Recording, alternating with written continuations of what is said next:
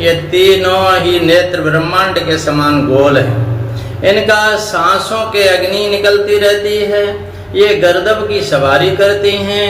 ऊपर उठे हुए दाहिने हाथ की वर मुद्रा है और भक्तों को वर देते हैं। दाहिने की तरफ का नीचे वाला हाथ अभय मुद्रा में रहता है, यानी कि भक्तों को हमेशा निडर निर्भय रहो, ऐसा कहती हैं। नाम से अभिव्यक्त होता है कि माँ दुर्गा की ये सातवीं शक्ति कालरात्रि के नाम से जानी जाती हैं। अर्थात इनके शरीर का रंग घने अंधकार की तरह एकदम काला है, एकदम काला।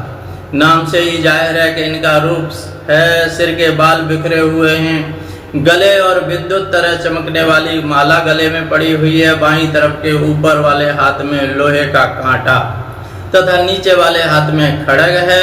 माँ कालरात्रि की कथा सुनिए। कथा के अनुसार दैत्य शुंभ और निशुंभ हो गए। रक्त बीज ने तीनों लोकों में हाहाकार मचा रखा था। इससे चिंतित होकर के सभी देवतागण शिव जी के पास गए। भगवान शंकर के देवी पार्वती से राक्षसों का वध करने के लिए भगवान शंकर ने कहा, भक्तों की रक्षा करने के लिए कहा। शिव जी की बात मानकर पार्वती जी ने दुर्गा का रूप धारण किया, माँ दुर्गा का, और शुंभ निशुंभ का वध कर दिया। परंतु जैसे ही दुर्गा जी ने रक्त बीज को मारा, उसके शरीर से निकलने वाला रक्त की जितनी जितनी बूंदें पड़ी जमीन पर, वो रक्त बीज दानव उत्पन्न हो गए। इसे देखकर दुर्गा जी ने अपने तेज से कालरात्रि को उत्पन्न किया।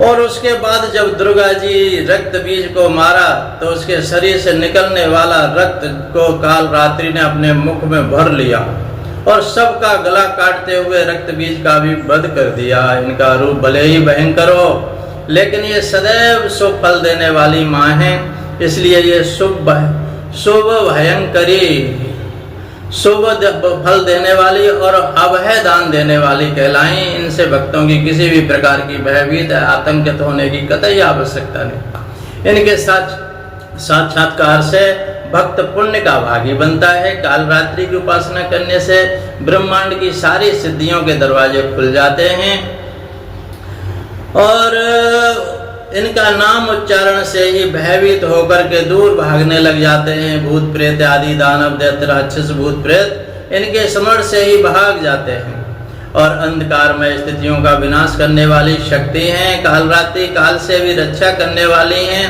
ये शक्ति हैं, ये ग्रह बाधाओं को और अग्नि जल तत्व जंतु शत्रु और रात्रि भय दूर करते हैं। इनका कृपा से भक्त हर तरह के भय से मुक्त हो जाता है, किसी प्रकार का भय नहीं रहता इनकी कृपा से।